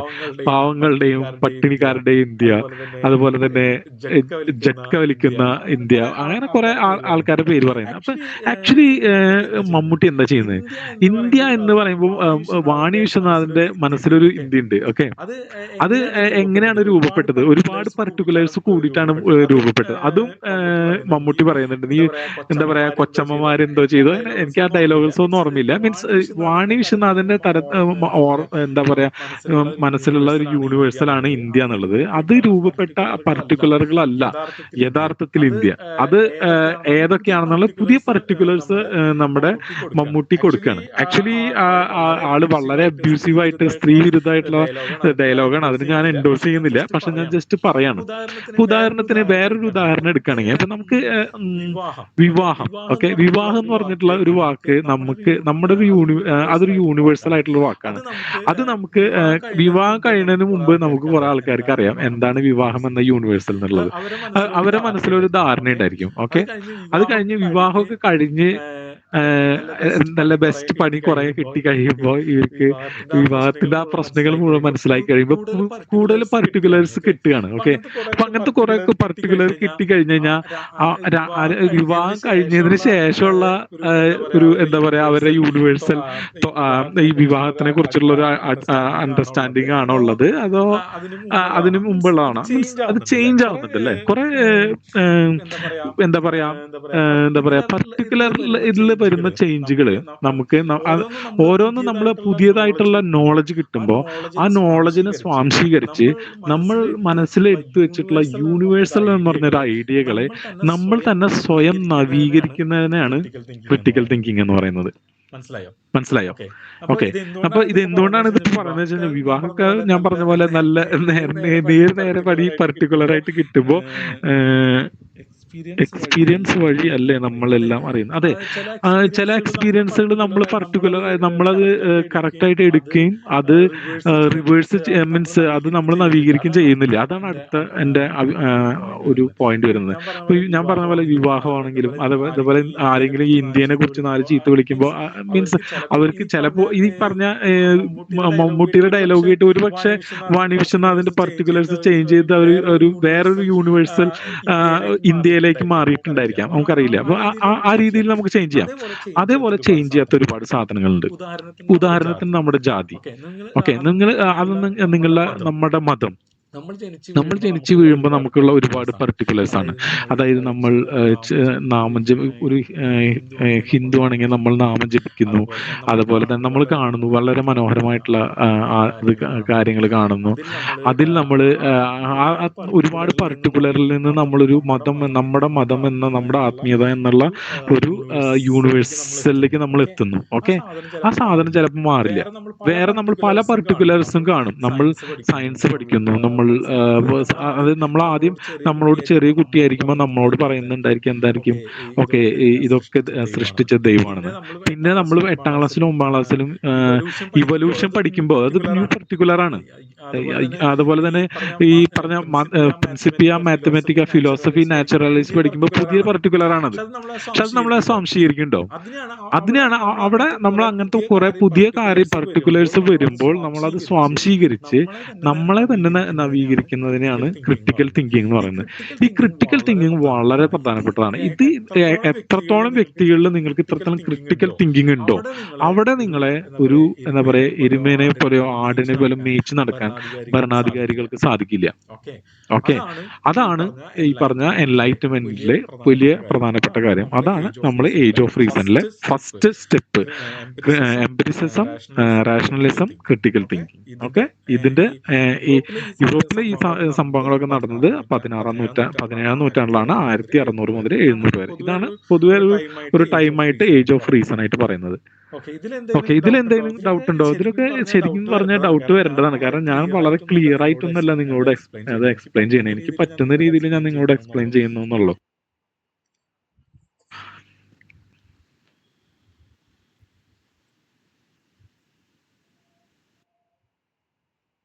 പക്ഷെ സാർ നമ്മുടെ സൊസൈറ്റി ഇങ്ങനെയല്ലല്ലോ ക്രിട്ടിക്കൽ തിങ്കിങ് പറയാം. അല്ല, ഞാൻ ഈ പറഞ്ഞ സാധനമാണ് ക്രിട്ടിക്കൽ തിങ്കിങ്. ക്രിട്ടിക്കൽ തിങ്കിങ് നമ്മൾ സൊസൈറ്റി അത് വേറൊരു പ്രശ്നമാണ്, ഒരു ഭാഷയുടെ പ്രശ്നമാണ്. ഒരാൾ വേറെ ഒരു വേർഡിനെ വേറെ തരത്തിൽ നിർവചിച്ച് ഇതൊരു വേറെ നിങ്ങൾ നിർവചിച്ചു കഴിഞ്ഞാൽ ഒരു നിവൃത്തിയില്ല. അത് ക്രിട്ടിക്കൽ തിങ്കിങ് എന്നുള്ളത് നിങ്ങൾ എവിടെ ഏത് വലിയ ബുക്കുകളിൽ നോക്കിക്കോ, ഞാൻ പറഞ്ഞ ഒരു ഐഡിയ ആയിട്ട് ചേർന്ന് നിൽക്കുന്നത് തന്നെയാണ് ക്രിട്ടിക്കൽ തിങ്കിങ്. അതല്ലാതെ എന്തെങ്കിലും പറയുന്നത് ഞാനും കേട്ടിട്ടുണ്ട്. പക്ഷെ അത് ശരിയാണോ നിങ്ങളൊന്ന് ആലോചിച്ച് നോക്കൂ. എങ്ങനെയാണ് ക്രിട്ടിക്കൽ തിങ്കിങ്? ഈ രീതിയിലാണോ വേണ്ടത്, അതോ നിങ്ങൾ വേറെ രീതിയിലാണോ വേണ്ടത് ക്രിട്ടിക്കൽ തിങ്കിങ്? ക്രിറ്റിസിസം എന്ന് പറഞ്ഞു കഴിഞ്ഞാൽ ഒരു കാണുന്ന ആൾക്കാരെ വെറുതെ എന്താ പറയാ, മീൻസ് ക്രിറ്റിസിസം എന്നുള്ള ഇതിന്റെ ക്രിറ്റിസിസം അതായിരിക്കും. പക്ഷെ ക്രിട്ടിക്കൽ തിങ്കിങ് എന്ന് പറയുന്നത് ഇതുമായിട്ടുള്ള ഒരു സംഭവമാണ്. ഓക്കെ, എനിക്ക് മനസ്സിലായില്ല. എല്ലാത്തിനും ടു സൈഡ് ഇല്ല എന്ന് പറഞ്ഞാൽ അൺമ്യൂട്ട് ചെയ്ത് സംസാരിക്കൂ.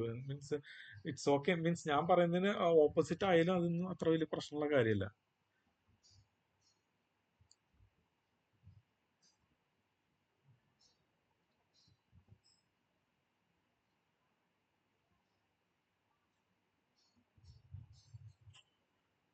ഹലോ, ഞാൻ പറയുന്നത് കേൾക്കുന്നില്ലേ?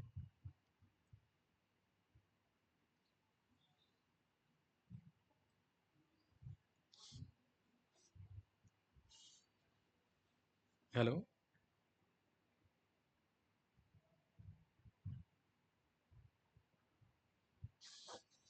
എന്റെ വോയിസ് കേൾക്കുന്നില്ലേ? ഓ സോറി. ഞാൻ എനിക്ക് തോന്നുന്നു ഞാൻ മ്യൂട്ടായി പോയിന്ന്. ഓക്കെ, ഞാൻ പറഞ്ഞത് എന്താ വെച്ചാൽ നേരത്തെ പറഞ്ഞത് മീൻസ് എനിക്ക് ക്ലിയർ ആയിട്ട് മനസ്സിലായില്ല എന്താ പറഞ്ഞതെന്ന്. അത് LKG എല്ലാത്തിനും രണ്ട് സൈഡ് ഉണ്ടല്ലോ എന്ന് പറഞ്ഞില്ലേ, അത് എന്താണെന്ന് എനിക്ക് മനസ്സിലായില്ല എന്ന്. അത് അൺമ്യൂട്ട് ചെയ്ത് പറയുകയാണെങ്കിൽ മേ ബി എല്ലാവർക്കും ഒരു ക്ലാരിറ്റി വരും.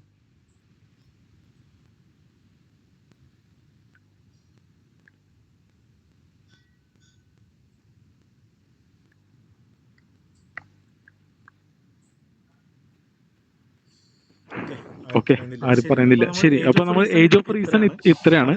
അതിനുശേഷം ഉള്ള രണ്ടാമത്തെ phase two means okay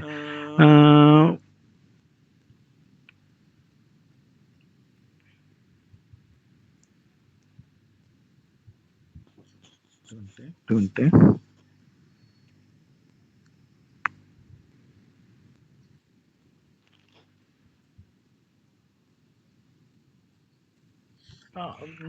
means okay, അതാണ് പറയുന്നില്ല, എല്ലാവരും തിങ്കിങ് ഒരുപോലെ അല്ലെന്ന്. അപ്പൊ ഞാൻ നേരത്തെ പറഞ്ഞ ഒരു സംഭവം ഉണ്ടല്ലോ, മീൻസ് ഒരു ഈ മോഡേണിസത്തിന്റെ ഒരു പ്രധാനപ്പെട്ട ഒരു ഇതെന്താ വെച്ച് കഴിഞ്ഞാൽ എല്ലാത്തിനും ഒരു വൺ റൈറ്റ് വേ ഉണ്ട്. ഓക്കെ, വൺ റൈറ്റ് വേ, ഒരു കറക്റ്റ് ആയിട്ടുള്ള ഒരു വേ ഉണ്ട് എന്ത് ചെയ്യാനും. മനസ്സിലായോ? അപ്പൊ അതിലേക്ക് എത്താനാണ് എല്ലാവരും ഒരുപോലെ. അല്ലെങ്കിൽ അപ്പൊ എനിക്കൊരു ഒരു അഭിപ്രായം ഉണ്ട്, വേറൊരു ബി എന്ന് പറഞ്ഞ ഒരാൾക്കൊരു അഭിപ്രായം ഉണ്ട്. അപ്പൊ അവര് തമ്മിലുള്ള ഒരു സംവാദത്തിലെ ഒരു ഫോർമുലയിൽ എത്തുമല്ലോ. മീൻസ് എനിക്ക് അഭിപ്രായം എന്ന് പറഞ്ഞു കഴിഞ്ഞാൽ എനിക്ക് അഭിപ്രായം ഉണ്ടാവണമെങ്കിൽ ഒരു റീസണും കൂടി വേണം അതിന്. മനസ്സിലായി? അപ്പൊ ആ റീസൺ നിങ്ങൾ ഖണ്ഡിക്കുകയാണെങ്കിൽ അപ്പൊ ഞാൻ കറക്റ്റ് ആയില്ലല്ലോ, വേറൊരാൾ പറയുന്നതായിരിക്കും ശരി, അപ്പൊ ഞാൻ അതിനോട് യോജിക്കേണ്ടി വരും. മനസ്സിലായോ? അങ്ങനെ അത്തരത്തില് ഒരു എന്താ പറയാ വൺ കറക്റ്റ് വേ എന്ന് പറഞ്ഞൊരു ഓപ്ഷൻ ഉണ്ട്. ഇതൊക്കെ പിന്നീട് കൊളാപ്സ് ആവുന്നുണ്ട്. അതാണ് പോസ്റ്റ് മോഡേണിസം എന്ന് പറയുന്നത്. മോഡേണിസത്തിന്റെ കഥകളാണ് നമ്മൾ പറഞ്ഞുകൊണ്ടിരിക്കുന്നത്. ഇതൊക്കെ തകിട് പൊടിയാവുന്നുണ്ട്. അവസാനം ഈ മോഡേണിസം എവിടെയാണ് അവസാനിക്കുന്നത്? ലോകങ്ങളെല്ലാവരും തമ്മിലുള്ള യുദ്ധത്തിലല്ല അവസാനിക്കുന്നത്. നമ്മുടെ മോഡേണിസം പൊതുവെ അവസാനിക്കുന്നത് രണ്ടാം ലോക മഹായുദ്ധത്തിലാണ്. അപ്പോൾ ഈ പറഞ്ഞ ചിന്താരീതികളൊക്കെ ശരിയാണെന്നൊന്നുമില്ല. അതൊക്കെ അതിന്റെയൊക്കെ പോരായ്മകൾ പിന്നീട് കാണിക്കുന്നുണ്ട്. പക്ഷെ നമ്മൾ പഠിക്കണമല്ലോ അതൊക്കെ എങ്ങനെയാണ് ഈ ലോകം രൂപപ്പെടുത്തിയെടുത്തത് എന്നുള്ളത്. ഓക്കെ, ശരി. അപ്പൊ നമുക്ക് ഇത് കുറച്ചുകൂടി സ്പീഡിൽ പോകേണ്ടതുണ്ട്. ഓൾറെഡി 40 മിനിറ്റ് ആയി. First stage age of reason പറഞ്ഞു. അതുപോലെ തന്നെ 1700 മുതൽ 1750 വരെ സയന്റിഫിക് റെവല്യൂഷനുകളാണ് ഈ എൻലൈറ്റ്മെന്റിന്റെ ഒരു സെക്കൻഡ് ഫേസ്. തേർഡ് ഫേസ് എന്ന് പറയുന്നത് ലോകത്തുള്ള എന്താ പറയാ ഒരുപാട് വിപ്ലവങ്ങളും വൺ സെക്കൻഡ്, ഞാൻ പറഞ്ഞത് തെറ്റിട്ടോ. ഈ ഏജ് ഓഫ് റീസൺ എന്ന് പറഞ്ഞ ഫസ്റ്റ് ഫേസ് അല്ല എൻലൈറ്റ്മെന്റിന്റെ, അത് ഏജ് ഓഫ് റീസൺ തന്നെയാണ് പറയുന്നത്. അവിടുന്ന് നെക്സ്റ്റ് ഫേസ് ആണ് എന്താ പറയാ ഫസ്റ്റ് ഹാഫ് 1700 മുതൽ 1750 വരെയുള്ള സമയത്തുള്ള സയന്റിഫിക് റെവല്യൂഷനുകളാണ് ഫസ്റ്റ് ഫേസ് ഓഫ് എൻലൈറ്റ്മെന്റ് എന്ന് പറയുന്നത്. അതിനുശേഷം പിന്നെ റഫ്ലി 1750 മുതൽ 1790 വരെ ഫ്രഞ്ച് ഫിലോസഫേഴ്സിന്റെ ഒരു ടൈമാണ്. ഓക്കെ, അതാണ് second phase of enlightenment. Voltaire, Diderot, അതുപോലെ മൊണ്ടേസ്ക്യൂ, റൂസോ, ഇതിന്റെയൊക്കെ ഡീറ്റെയിൽസ് നമ്മൾ പിന്നെ പഠിക്കാം. അതിനുശേഷം തേർഡ് ഫേസ് എന്ന് പറഞ്ഞാൽ last decade of 18th century and start of 19th century. അതായത് എല്ലാ റിവല്യൂഷൻസും നമ്മൾ ആ സമയത്താണ് കാണുന്നത്. ഫ്രഞ്ച്, അമേരിക്കൻ റവല്യൂഷൻ, അതിനുശേഷം പിന്നെ മെർക്കാന്റിലിസത്തിൽ നിന്ന് എക്കണോമിക് ലിബറലിസത്തിലേക്ക്. ഇതൊക്കെ വളരെ പ്രധാനപ്പെട്ടതാണ്. മെർക്കാന്റിലിസ്റ്റ് തിയറി അനുസരിച്ചിട്ടാണ് ബ്രിട്ടൻ അമേരിക്കയ്ക്ക് നിയമങ്ങൾ ഉണ്ടാക്കിയിട്ടുണ്ടായിരുന്നത്. അതൊക്കെ തകർന്ന് പിന്നെ എന്തായി, എക്കണോമിക് ലിബറലിസം ആയിരിക്കും. ഓക്കെ, എക്കണോമിക് ലിബറലിസത്തിന് നമുക്ക് ഇന്ത്യയിലൊക്കെ ഇമ്പാക്ട് ഉണ്ട്. അതിലൊരു ഉദാഹരണം പറയുകയാണെങ്കിൽ 1813 നമ്മൾ എന്താ പറയാ trade monopoly, British east India കമ്പനിയുടെ ട്രേഡ് മോണോപ്പൊളി അബോളിഷ് ചെയ്യാനുള്ള ഏറ്റവും പ്രധാനപ്പെട്ട കാരണം അവിടെ മെർക്കാന്റിലിസ്റ്റ് തിയറികളിൽ നിന്ന് എക്കണോമിക് തിയറി എന്തായി, എക്കണോമിക് ലിബറലിസത്തിലേക്ക് മാറിയതുകൊണ്ടാണ്. ഓക്കെ, അതേപോലെ തന്നെ അതിനുശേഷം വന്ന ഈ 19ാം നൂറ്റാണ്ടിന്റെ സ്റ്റാർട്ടിങ്ങിൽ റൊമാൻറ്റിസിസം വരുന്നുണ്ട്. ഇപ്പൊ നേരത്തെ പറഞ്ഞല്ലോ LKG കുട്ടി പറഞ്ഞ പോലെ ഇതൊക്കെ ഭയങ്കര റാഷണൽ ആയിട്ടുള്ള കാര്യങ്ങളാണ്. ഇതൊന്നും പ്രാക്ടിക്കൽ ആയിട്ടുള്ള കാര്യങ്ങളല്ല. ഒരു വീട്ടിൽ നമുക്കറിയാലോ, ഒരു ബഡ്ജറ്റ് നമുക്ക് ഒരു 50,000 രൂപ കിട്ടുന്ന വീട്ടിൽ നമ്മൾ ബഡ്ജറ്റ് ഇട്ടു നിൽക്കാം. അതേപോലെ അല്ലല്ലോ നമ്മുടെ വീട്ടിലെ എല്ലാ കാര്യങ്ങളും നടക്കുന്ന അവർക്ക് ഇമോഷനോടി ബാധിക്കുന്ന കാര്യമാണ്. അതായത് പല ആൾക്കാർക്കും പല രീതിയിലായിരിക്കും അവർ ചിന്തിക്കുന്നത്. അപ്പൊ അത് ആ രീതിയിൽ നമുക്ക് ഒരു പുസ്തകത്തിലുള്ള പോലെ നമുക്ക് പ്രാക്ടിക്കലായിട്ട് ചെയ്യാൻ പറ്റില്ല. അതിലെന്താ വെച്ചാൽ ഹ്യൂമൻ ഇമോഷനും കൂടി ഭാഗമാണ്. ഓക്കെ, അങ്ങനെയാണ് 19ാം നൂറ്റാണ്ടിൽ റൊമാൻറ്റിസിസം വരുന്നത്. അത് റൊമാൻറ്റിസിസം എന്ന് പറഞ്ഞു കഴിഞ്ഞാൽ നമുക്ക് സമയമില്ലാത്തതുകൊണ്ടാണ് അതും കുറച്ച് എക്സ്പ്ലെയിൻ ചെയ്യാനുള്ളതാണ്. വളരെ ക്രിസ്പായിട്ട് പറയുകയാണെങ്കിൽ നമ്മുടെ റാഷണാലിറ്റി ഇമോഷനും കൂടി ചേർന്നിട്ടുള്ള രീതിയിലാണ് നമ്മൾ കാര്യങ്ങൾ ചെയ്യുന്നത്. ഒക്കെ നേരത്തെ ഞാൻ പറഞ്ഞ വൺ റൈറ്റ് വേ എന്നുള്ള രീതിയിൽ എല്ലാ കാര്യങ്ങളും നടക്കില്ല. ഓക്കെ, അതുപോലെ തന്നെ എന്താണ് ക്യാരക്ടറിസ്റ്റിക്സ്, എൻലൈറ്റ്മെന്റിന്റെ ക്യാരക്ടറിസ്റ്റിക്സ് ആണ് പറയുന്നത്. Means scientific temper and reason. അത് എന്താ പറയാ, പണ്ടത്തെ പോലെ ഈ അതോറിറ്റി ബേസ്ഡ് ഉള്ള ഇതിലല്ല, റീസൺ. ആരാണ് ഏറ്റവും പ്രധാനപ്പെട്ട ആൾ പറയുന്നതുകൊണ്ട് ഇത് ശരിയെന്നുള്ളതല്ല, റീസൺ ആണ് ലെജിറ്റിമസിയുടെ ഏറ്റവും പ്രധാനപ്പെട്ട കാര്യം. ഓക്കെ. പിന്നെ എന്തിനോടും ഒരു സ്കെപ്റ്റിസിസം, മീൻസ് സംശയം. എല്ലാ ട്രഡീഷണൽ അതോറിറ്റിയോട്, പൊളിറ്റിക്സിനോട്, റിലീജിയനോട് ഒക്കെ ഒരു സംശയത്തോടു കൂടി നോക്കി. പിന്നെ human progress. Human progress is actually central idea. അതായത് ഹ്യൂമൻ ചെയ്തിട്ടുണ്ടായിരുന്നല്ലോ, ക്യാരക്ടറിസ്റ്റിക്സിലാണ് ഞാൻ നിൽക്കുന്നത് ഇപ്പൊ. അതിലുള്ളതാണ് ഞാൻ വായിക്കുന്നത്. ഇത് human progress in central idea of enlightenment. Okay. അതേപോലെ തന്നെ നേരത്തെ പറഞ്ഞ പോലെ എംപിരിസിസം, ഇതൊക്കെ ഇതിൽ തന്നെയുള്ളതാണ്. അടുത്തത് കോസ്മോപൊളിറ്റനിസം.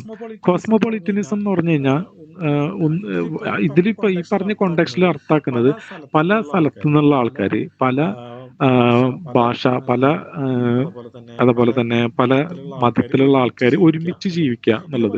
ഇത് വലിയൊരു ബുദ്ധിമുട്ടായിരുന്നു യൂറോപ്പിന്. അങ്ങനെ ഒരു സംഭവമില്ല. നിറച്ച് യുദ്ധങ്ങൾ ഇവര് ഈ പറഞ്ഞ കാര്യത്തിന്. അത് ഒറ്റ ഇതില് മീൻസ് റോമൻ കാത്തലിക് ആണെങ്കിൽ റോമൻ കാത്തലിക് ആയിട്ട് മാത്രം ജീവിക്കുക, അതല്ലെങ്കിൽ ഒരു ഇറ്റാലിയൻ ഭാഷ ഉള്ളവരാണെങ്കിൽ ഇറ്റാലിയൻ ഭാഷ ഉള്ളവർ മാത്രമായിട്ട് ജീവിക്കുക. ഇങ്ങനെയൊക്കെയുള്ള ഒരു പ്രശ്നം ഉണ്ടായിരുന്നു. ഇതൊക്കെ മാറ്റിയത് ഈ പറഞ്ഞ എൻലൈറ്റ്മെന്റിന്റെ സമയത്താണ്. ഓക്കെ. ഇനി അതിന്റെ ലോക്കൽ വേരിയേഷൻസ്. ഈ എൻലൈറ്റ്മെന്റ് എങ്ങനെ ഉണ്ടായി എന്നുള്ളതാണ് നമുക്ക് നോക്കേണ്ടത്. അപ്പോൾ ഫസ്റ്റ് നമുക്ക് ഇറ്റലി എടുക്കാം. ഇറ്റലിയില് എന്താ പറയാ, power authority of church decreased. Means power, ചർച്ചിന്റെ ശക്തിയൊക്കെ കുറഞ്ഞു. പക്ഷെ ഇറ്റലിയിൽ ഒരു ചെറിയൊരു പ്രശ്നം ഉണ്ടായി. ഇറ്റലിയിലും ജർമ്മനിയിലും ചെറിയ പ്രശ്നങ്ങളുണ്ടായി. എന്താണ് ഇറ്റലിയിലും ജർമ്മനിയിലും പ്രശ്നം എന്ന് വെച്ചാൽ നിങ്ങൾക്ക് അറിയാലോ അല്ലെ.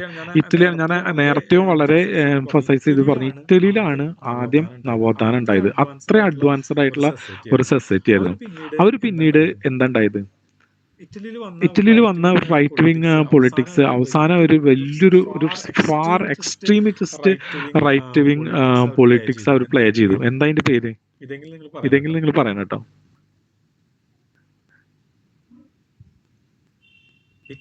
ഇറ്റലിയിലെ പൊളിറ്റിക്സ് അവരുടെ തന്നെ എന്താ പറയാ, അവരുടെ സ്വന്തം നേതാവിനെ അവർ വഴിയിലിട്ട് തല്ലി കൊല്ലേണ്ടി വന്നു ഇവർക്ക്. ആ ഒരു ഫാർ റൈറ്റ് വിങ് പൊളിറ്റിക്സ് ഇവരുടെ നാട്ടില് ഡെവലപ്പ് ചെയ്തതിന് ശേഷം ഏതാണ് പൊളിറ്റിക്സ് ഐഡിയോളജി? ഫാസിസം എവിടെയാ വന്നത്? ഈ പറഞ്ഞ ഇറ്റലിയിലാണ് അല്ലെ. മുസോളിനിനെ അവിടുത്തെ നാട്ടുകാർ തന്നെ അവസാനം തല്ലിക്കൊല്ലല്ലേ ചെയ്തത്.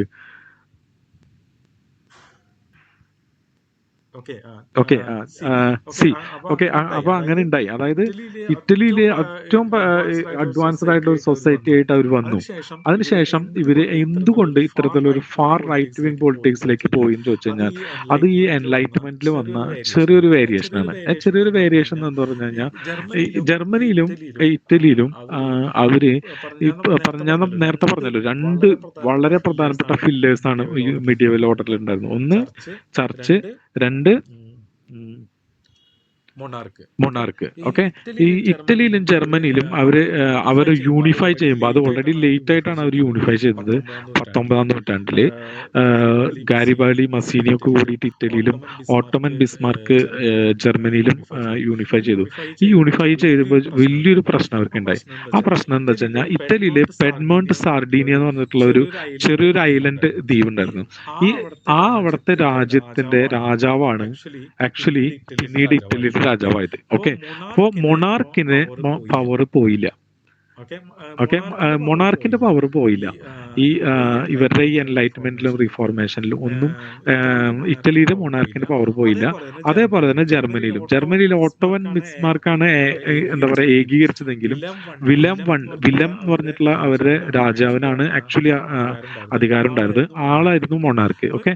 അപ്പൊ എങ്ങനെയെങ്കിലും ഒരു മൊണാർക്ക് ഭരിക്കുമ്പോൾ അവിടുത്തെ സൊസൈറ്റിയിൽ അവരുടെ എൻലൈറ്റ്മെന്റ് അല്ലെങ്കിൽ പുതിയ ഞാൻ നേരത്തെ പറഞ്ഞ ക്രിട്ടിക്കൽ തിങ്കിങ്ങും ഒന്നും അവിടെ നടക്കില്ല. കാരണം കാരണം എന്താ വെച്ച് കഴിഞ്ഞാൽ ഈ പറഞ്ഞ ചോദ്യം ചെയ്യലുകൾ വലിയ ബുദ്ധിമുട്ടാണ് ഈ അധികാര കേന്ദ്രങ്ങൾക്ക് ഒക്കെ. സോ അവര് ഈ കുറെ അവിടുത്തെ എൻലൈറ്റ്മെന്റ് മീൻസ് ചിന്തകരെയൊക്കെ തല റോഡിൽ കിടന്ന് ഉരുളാൻ തുടങ്ങി ഈ ഇവര് ഭരണം തുടങ്ങിയപ്പോൾ മീൻസ് ഇവർക്ക് കൂടുതൽ ഭരണം കിട്ടിയപ്പോൾ. അങ്ങനെ ഇറ്റലിയിലും ജർമ്മനിയിലും ഇവർ റിനൈസൻസിൽ ഉണ്ടാക്കിയ വലിയ ഗുണങ്ങളൊന്നും ഇവർക്ക് എൻലൈറ്റ്മെന്റിൽ കിട്ടിയില്ല. കാരണം അവിടെ മൊണാർക്ക് ഭയങ്കര പവർഫുൾ ആയി മാറി. മൊണാർക്ക് പവർഫുൾ ആവുക മീൻസ് എൻലൈറ്റ്മെന്റിനെയോ അല്ലെങ്കിൽ റിനൈസൻസിനെയോ അവര് അത് ഇല്ലാതാക്കും. അതെ, ഓട്ടോണമി. ഇവരുടെ ഓട്ടോണമി ആണല്ലോ അവിടെ ഉണ്ടായത്.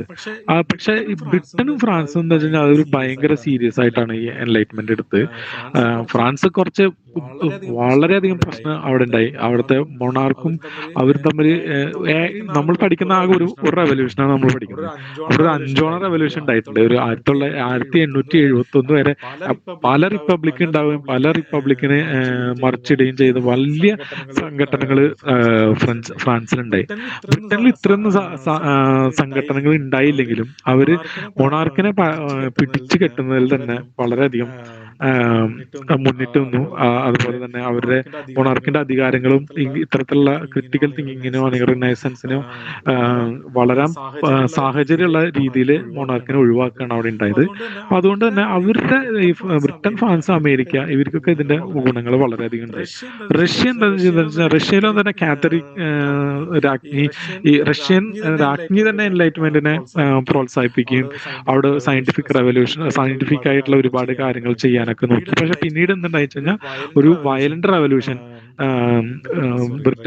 റഷ്യനെ എന്താ പറയാ തകിടുപൊടിയാക്കുന്ന കാര്യമാണ് നമ്മൾ കാണുന്നത്. അത് നമ്മൾ പഠിക്കും റഷ്യൻ റവല്യൂഷനിൽ.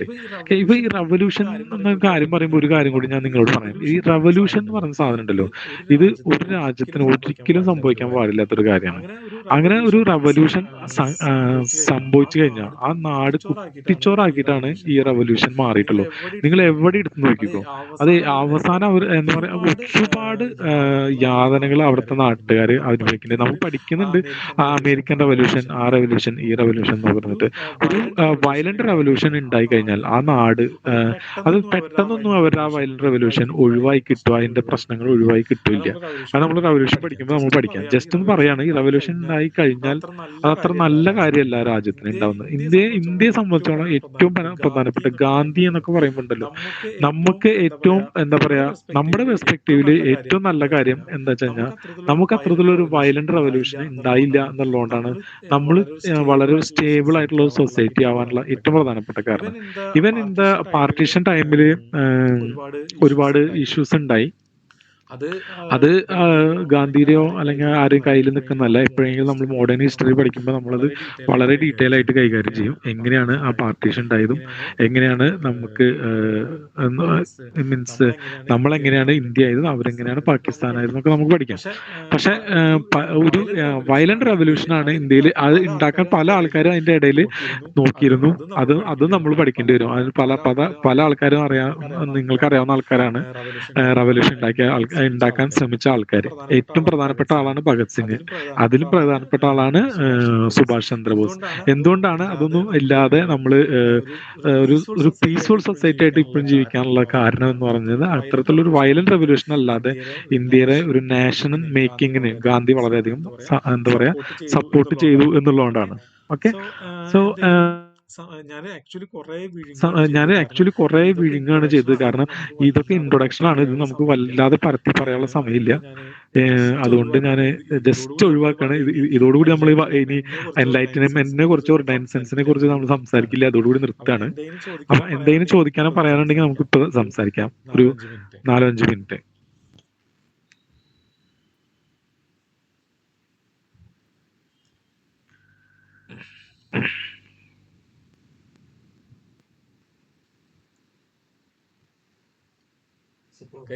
ഗൈസ്, ഒരാള് പോലും ഇന്നലെ കഴിഞ്ഞ തവണ 1-2 ആൾക്കാരെങ്കിലും ഒന്ന് അൺമ്യൂട്ട് ചെയ്ത് സംസാരിച്ച്.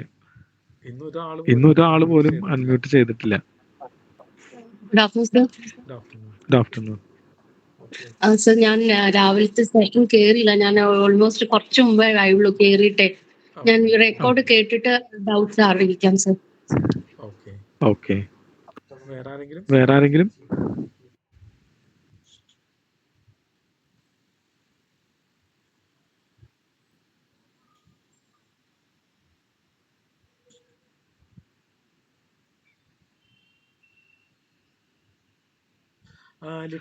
ലിറ്റററി വർക്ക്സ് ചോദിച്ചിട്ടില്ല കേട്ടോ ഈ സമയത്തെ. അതുകൊണ്ടാണ് ഞാൻ ഇതിൽ ഇഷ്ടം പോലെ ലിറ്റററി വർക്ക് ഈ കാൻറ്റർബറി ടൈൽസും അതുപോലെ മക്കിയവലിയുടെ പ്രിൻസ് ഒക്കെ നിങ്ങൾക്ക് എല്ലാവർക്കും അറിയാവുന്നതുകൊണ്ടാണ് ഞാൻ ജസ്റ്റ് മെൻഷൻ ചെയ്തത്.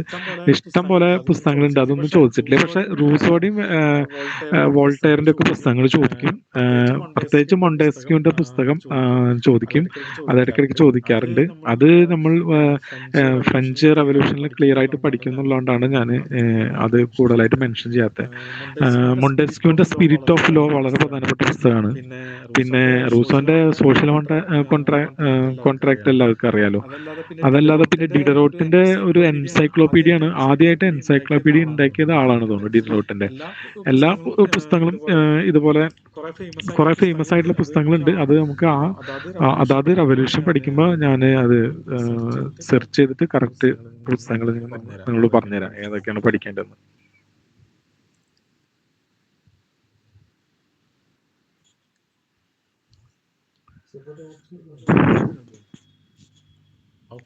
ഓക്കെ, ഒന്നും ചോദിക്കാനില്ല. ഈ ഞാൻ പറയുന്നത് മുഴുവൻ മനസ്സിലായിട്ടാണോ അതോ എന്താണ് ഉണ്ടായത്?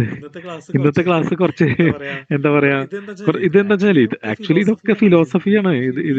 ഈ ഫിലോസഫികളാണ് നമ്മുടെ പൊളിറ്റിക്സ് ചേഞ്ച് ചെയ്യുന്നത്. ഓക്കെ, അപ്പൊ പൊളിറ്റിക്സ് മാത്രം ചേഞ്ച് ചെയ്തത് പഠിച്ചിട്ട് നമ്മൾ ഇതിന്റെ അണ്ടർലൈങ് ആയിട്ടുള്ള പ്രിൻസിപ്പിൾസ് മനസ്സിലാക്കാതെ പോയി കഴിഞ്ഞാൽ അത് നമുക്ക് കറക്റ്റായിട്ട് എന്താ പറയാ ഒരു അണ്ടർസ്റ്റാൻഡിങ് വരില്ല ഹിസ്റ്ററിയിൽ. അതുകൊണ്ടാണ് ഇതൊക്കെ പറയുന്നത്. അത്രയും ഇത് മീൻസ് ഇത് നിങ്ങൾക്ക് മനസ്സിലായില്ലെങ്കിൽ നിങ്ങളുടെ PSCയുടെ ഒരു പഠിപ്പായിട്ട് യാതൊരുവിധ അഫക്റ്റ് ഇത് ചെയ്യില്ല കേട്ടോ. അത് പേടിക്കേണ്ട കാര്യമില്ല. നമ്മള് റവല്യൂഷൻ പഠിച്ചാലേ നമുക്ക് മാർക്ക് കിട്ടുള്ളൂ. പക്ഷെ ഞാൻ പറഞ്ഞല്ലോ, ഈ റവല്യൂഷനൊക്കെ എങ്ങനെ ഉണ്ടായി എന്നുള്ളതാണ് ഈ എൻലൈറ്റ്മെന്റും റിനൈസൻസും അതിലെ ചിന്തകളും ഈ ക്രിട്ടിക്കൽ തിങ്കിങ്ങും റാഷണലിസവും എംപിരിസിസും ഒക്കെ വരുന്ന അതിലാണ്.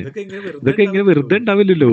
ഒരു ഇത്രയും കല്ല് പിളർക്കുന്ന കൽപ്പനകൾ ഉണ്ടായിരുന്ന രാജാക്കന്മാരെ സാധാരണ മനുഷ്യരെങ്ങനെയാണ് നിലം പരിശാക്കുന്നത്? അതിന് പവർഫുൾ ആയിട്ടുള്ള ഒരു സാധനം വേണം. അതാണ് ഈ പറഞ്ഞ ഫിലോസഫി, അതാണ് സയൻസ്, അതാണ് ആർട്ട്, അതാണ് ലിറ്ററേച്ചർ. ഓക്കെ, ഇത് ജസ്റ്റ് ഒന്ന് ടച്ച് ചെയ്യാതെ നമ്മൾ ഹിസ്റ്ററി പഠിക്കുന്നത് വളരെ മണ്ടത്തരാണ്. ജസ്റ്റ് കാണാപ്പടം പഠിച്ച് നമ്മൾ പോകരുത് എന്നുള്ളതുകൊണ്ടാണ് ഞാൻ ഇന്ന് ഈ ക്ലാസ് എടുത്തത്. അത് മനസ്സിലാവാൻ അത്ര പ്രശ്നമൊന്നും. ഞാൻ ഈ PDF തന്നെ ഞാൻ പോസ്റ്റ് ചെയ്യാം. ഈ PPT ഇതില് അത്രയും നിസ്സാര കാര്യങ്ങളെ എഴുതിയിട്ടുള്ളൂ. പിന്നെ കുറച്ച് സാധനങ്ങൾ ഞാൻ കുറച്ച് എക്സ്പ്ലെയിൻ ചെയ്തത് എന്താ വെച്ച് കഴിഞ്ഞാൽ അത് വേറെ ഇനി എവിടെയെങ്കിലും കേൾക്കുമല്ലോ, വേറെ ആരെങ്കിലും ഒക്കെ പറയുന്നത് കേൾക്കുമ്പോൾ അപ്പൊ കൂടുതലായിട്ടാവും ഈ സംഭവമാണ് എന്നുള്ളത്. അത് കുറച്ചുകൂടി ക്ലിയർ ആയിട്ട് നിങ്ങൾക്ക് മനസ്സിലാക്കാനും വേണ്ടിയിട്ടാണ് ഞാൻ ജസ്റ്റ് ഒന്ന് ഇൻട്രൊഡക്ഷൻ എന്നുള്ള രീതിയിൽ ഇട്ട് തന്നത്. ഓക്കെ.